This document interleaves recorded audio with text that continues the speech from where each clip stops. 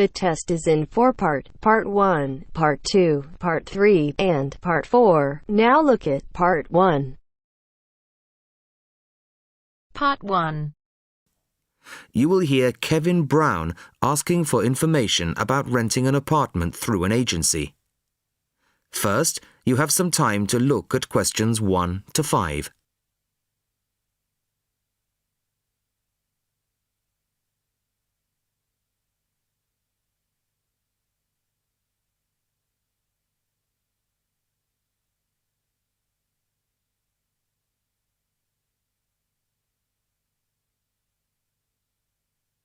Now the test will begin. You should answer the questions as you listen, as you will not hear the recording a second time. Listen carefully to the first part of the conversation and answer questions 1 to 5. Good afternoon. How can I help you? Hello, my name's Kevin Brown. I saw your advertisement in today's local paper, apartments to let in all areas of the city. Yes, Mr. Brown. We currently have several properties available. What part of the city were you thinking of? Well, city centre ideally. OK. And what price range are you interested in? I don't really know. What have you got? Well, prices start at £400 a month, going up to £1,000 a month. OK. And what's the difference? What does the price depend on? Well, the number of bedrooms mainly. The cheaper apartments have 1 bedroom, while the most expensive have 3 or 4 bedrooms. OK. 2 bedrooms would be nice. So I'll say 2 bedrooms up to $600 a month. Do you have anything like that? Right, sir. We have... just give me a moment, please. We have 2 properties that might interest you. One is in North Street. It's a very nice apartment, but it's £750 a month. But that includes a private parking space. $750. That's a bit higher than I'd like to go, really. Do you have anything less expensive? Yes. We have another one at £625 a month. $625? All right, that sounds interesting. Where is it? It's in Cornell Road, at number 12B. I don't know that. How do you spell it? It's Cornell. It's near the park. I've never heard of it, but I'm sure I'll be able to find it on a map. Before you hear the rest of the conversation, you have some time to look at questions 6 to 10.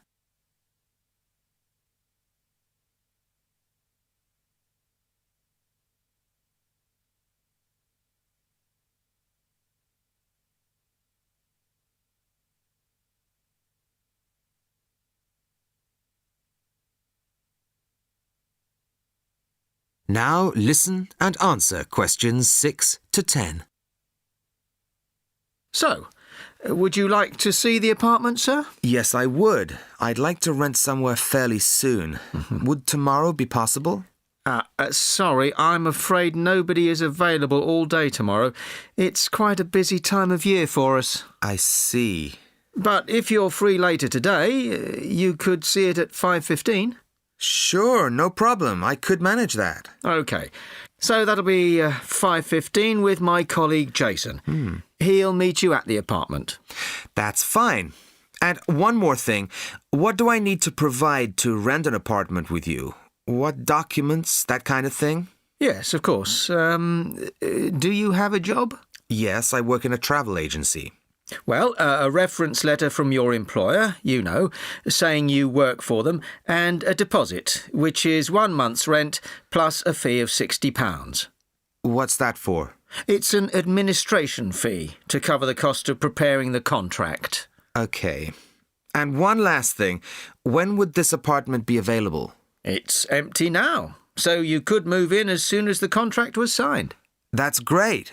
Thanks very much indeed. Bye. Goodbye, Mr. Brown.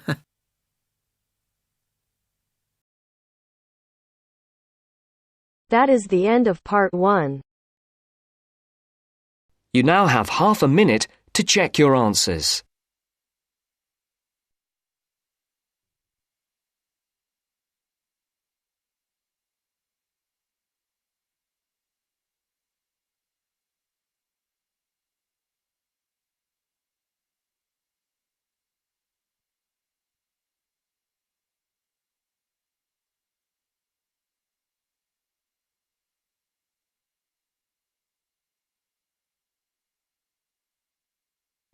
Now turns to Part 2. Part 2. You will hear a conversation between a senior librarian and a woman interested in working at the library. First, you have some time to look at questions 11 to 17.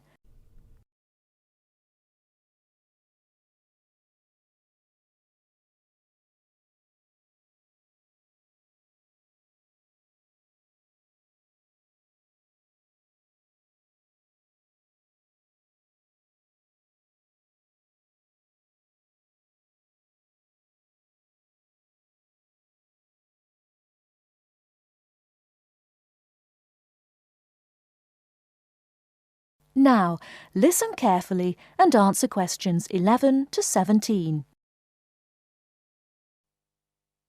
I'm interested in doing some work for the library.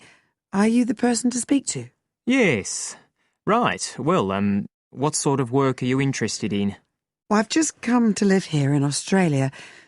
I don't want a full-time job until my children have settled down, but I really need to get out of the house a bit. And I heard you need voluntary workers for various projects. Right. But I don't know if I have the right skills. Well, we do provide training. Oh! We always include an orientation to the library, together with emergency procedures. That's fire regulations, emergency exits, first aid so you can cope with accidents or sudden illness. Things like that which are necessary for anyone who's working with the public. Then we give specialist training for particular projects, like using our database system. I do have quite good computer skills, in fact. Oh, great. Is there any sort of dress requirement? Well, all staff have to wear a name badge, so they can be identified if they go outside the staff-only areas.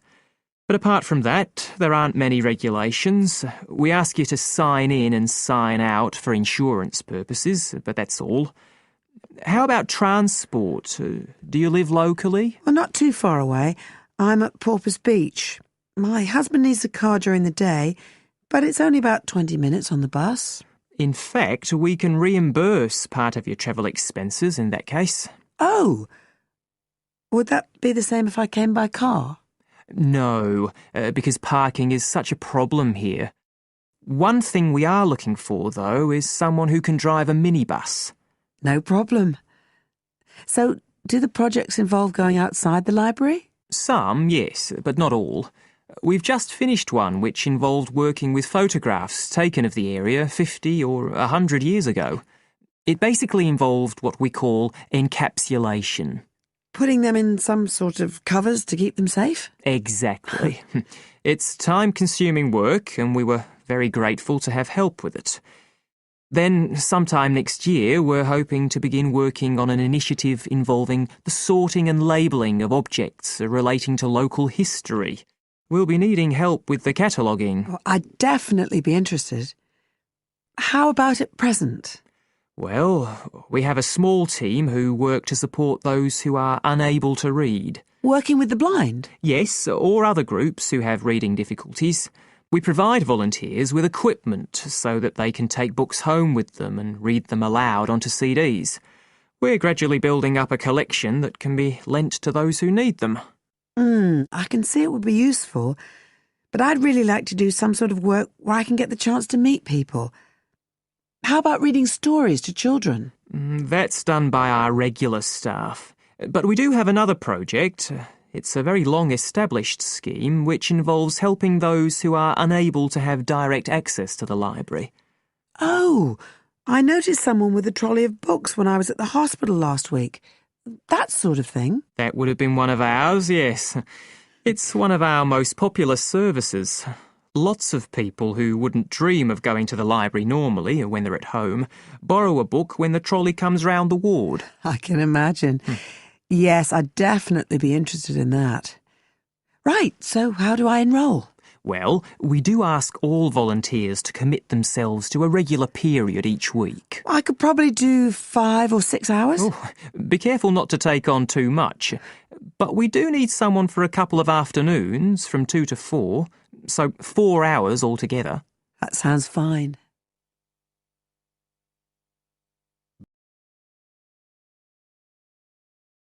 Before you hear the rest of the talk, you have some time to look at questions 18 to 20.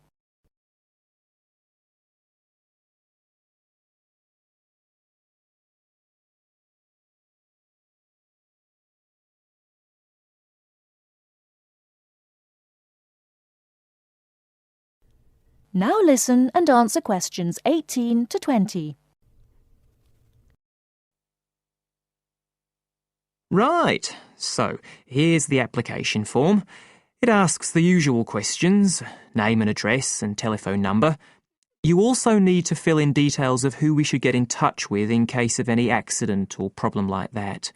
We do need to have that filled in. And there's a space for date of birth, but that's only if you're over 75, so we won't worry about that. No.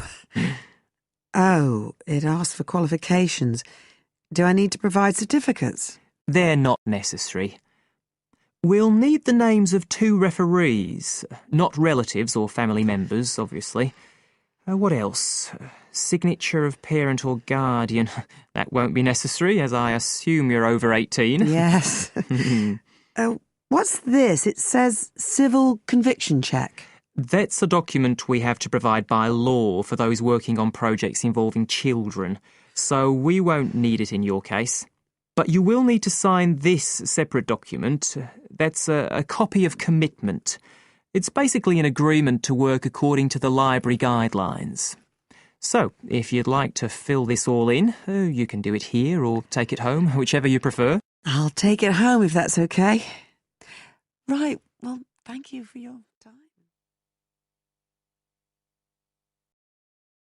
That is the end of part 2. You now have half a minute to check your answers.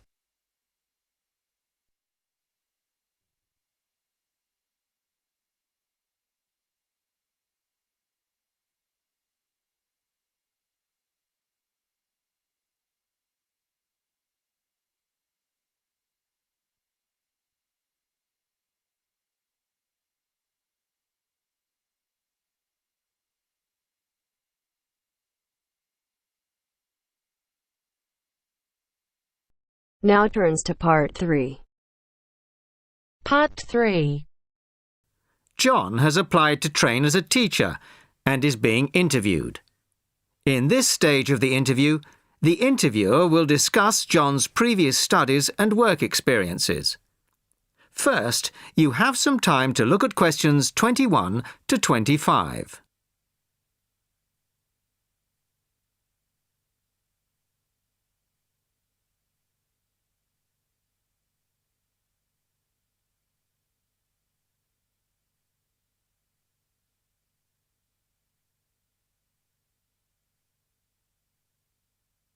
Listen carefully to the first part of the conversation and answer questions 21 to 25. Hello, come in and take a seat. You are John Evans? Yes, I am. Well, as I'm sure you're aware, the purpose of this part of the interview is to go over your CV and talk a little further about your previous studies and experiences. Yes. So, your first degree was in French, of course? Yes, with a minor in film studies. An interesting combination. Mostly French films, presumably? Well, European cinema in general, but with a bias towards French cinema. Ah, and your degree took 4 years? Yes. In the 3rd year, I was an exchange student at Bruges University in Belgium. I was there for a full academic year, 9 months. Right. Well, you graduated 2 years ago, and then you took some time out, as it were. Yes, I spent 6 months as a volunteer working on restoring historic buildings in France. Oh. Was that with a well-known organisation? They're called Restoration Vacations here, but they operate under different names in several countries. I think they're quite well known. So, it was a 6-month vacation, really? No, I went for a week, but really liked it, and I got asked to stay on as a translator. Because I could speak French quite well, it was my job to liaise between the owners of the buildings and the English-speaking volunteers. That must have been a very enjoyable experience. Before you hear the rest of the conversation, you have some time to look at questions 26 to 30.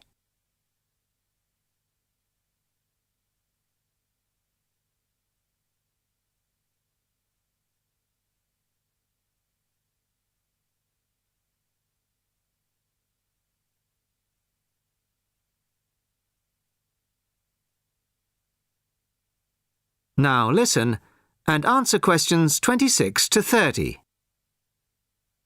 Well, it was certainly a very enjoyable experience to begin with, but after the first 3 months or so, I actually got a bit bored. Oh. I was talking about the same things every day. Bricks, cement, window frames, that kind of thing. It wasn't really stretching my French. Also, I wasn't getting paid, just free accommodation and food, plus some pocket money. Oh, I see.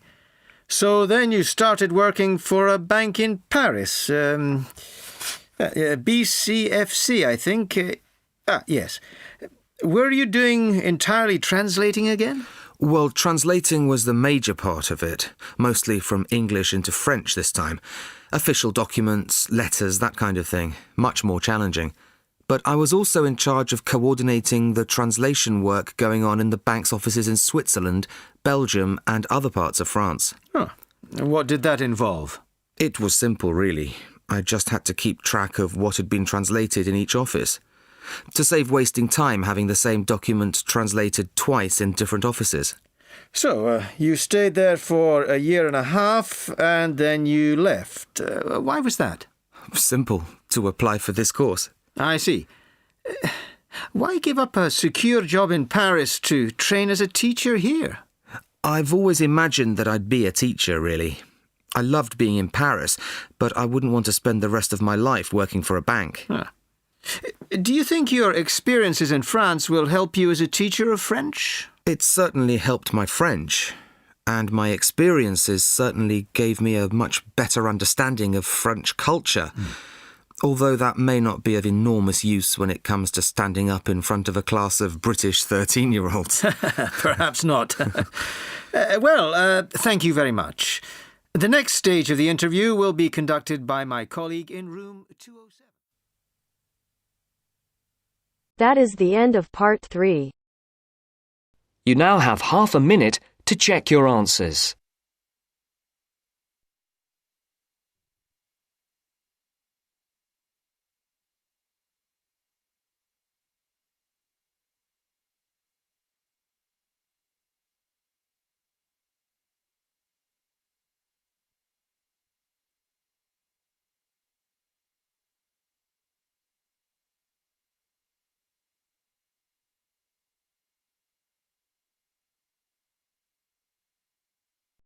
Now turns to part 4. Part 4. You'll hear a talk on the subject of the urban landscape. First, you have some time to look at questions 31 to 40.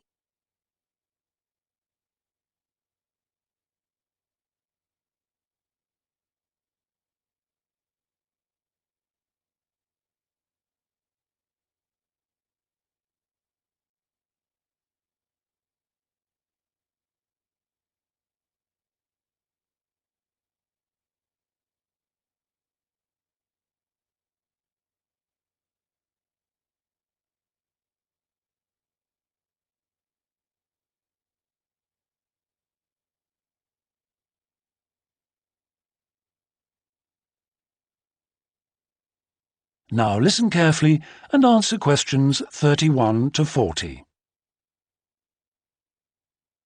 Good day, ladies and gentlemen. I have been asked today to talk to you about the urban landscape.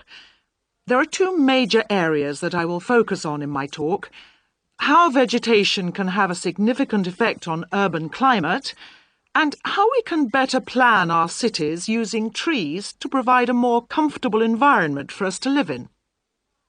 Trees can have a significant impact on our cities. They can make a city as a whole a bit less windy, or a bit more windy if that's what you want. They can make it a bit cooler if it's a hot summer day in an Australian city, or they can make it a bit more humid if it's a dry inland city.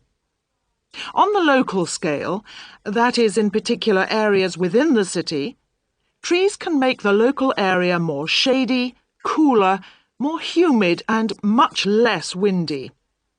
In fact, trees, and planting of various kinds, can be used to make city streets actually less dangerous in particular areas. How do trees do all that, you ask? Well, the main difference between a tree and a building is a tree has got an internal mechanism to keep the temperature regulated. It evaporates water through its leaves, and that means that the temperature of the leaves is never very far from our own body temperature.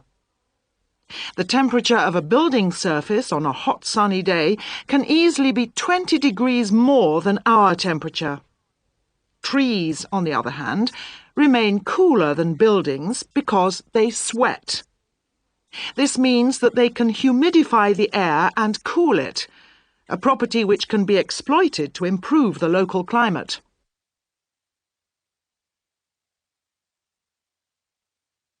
Trees can also help break the force of winds. The reason that high buildings make it windier at ground level is that as the wind goes higher and higher, it goes faster and faster. When the wind hits the building, it has to go somewhere. Some of it goes over the top, and some goes around the sides of the building, forcing those high-level winds down to ground level. That doesn't happen when you have trees. Trees filter the wind and considerably reduce it, preventing those very large, strong gusts that you so often find around tall buildings. Another problem in built-up areas is that traffic noise is intensified by tall buildings. By planting a belt of trees at the side of the road, you can make things a little quieter, but much of the vehicle noise still goes through the trees. Trees can also help reduce the amount of noise in the surroundings, although the effect is not as large as people like to think. Low-frequency noise in particular just goes through the trees as though they aren't there. Although trees can significantly improve the local climate, they do, however, take up a lot of space.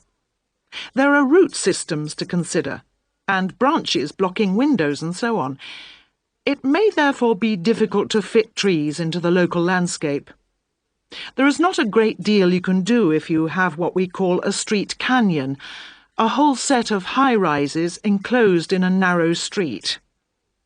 Trees need water to grow. They also need some sunlight to grow, and you need room to put them. If you have the chance of knocking buildings down and replacing them, then suddenly you can start looking at different ways to design the streets and to introduce tree planting. That is the end of part 4. You now have half a minute to check your answers.